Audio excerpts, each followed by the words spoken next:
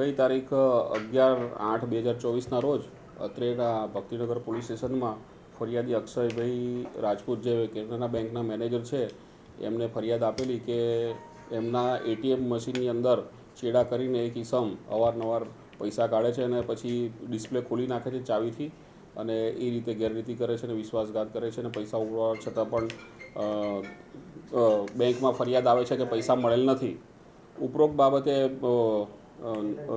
જે 332, 334, 316(2) અને 318(2) અને 62 નવી કાયદાની કલમ BNS મુજબનો ગુનો ભક્તિનગર પોલીસ સ્ટેશનમાં દાખલ કરી ને આગળની તપાસ ડિસ્ટાફ PSI વસાવા ચલાવી રહ્યા છે.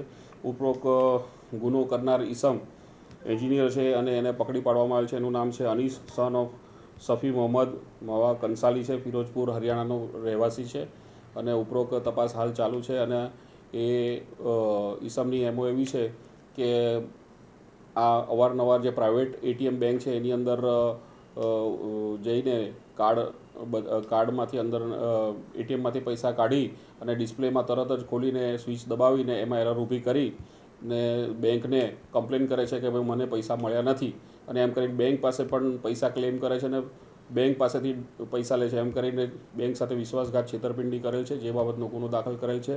આરોપી ઘણો રીઢો બનેલો છે અને બીજા સહારોપીની પણ તપાસ હાલ ચાલુ છે.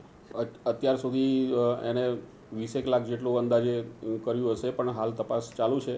હાલમાં તો 30,000 જેટલું રૂપિયાની ચીટિંગ થયેલું છે, જે બાબતનો ગુનો દાખલ થયો છે. અન્ય સહારોપીની તપાસ પણ ચાલુ છે. હાલ તો એના સહારોપીની તપાસ ચાલુ છે, જેની પાસેથી એને ઇન્સેન્ટિવ તરીકે એને કીધેલું કે ભાઈ તમે ATM પ્રાઇવેટ કરો તો તમારી પાસેથી તમને ભાડા પેટે હું પૈસા આપીશ, પણ આમ એની પાસેથી 30 જેટલા ATM કાર્ડ મળેલા છે, જેનાથી એ છેતરપિંડી એને કરેલી છે. એ જે નેશનલાઇઝ બેંક સિવાયની તમામ જે પ્રાઇવેટ બેંકો છે નામાંકિત, એ તમામની એમની પાસે ATMના કાર્ડ છે. એ હાલ ઇન્વેસ્ટિગેશન ચાલુ છે. તપાસ દરમિયાન રિમાન્ડ પર છે આરોપી અને રિમાન્ડ દરમિયાન તમામ પાસાઓની છીનવટ રીતે તપાસ થશે.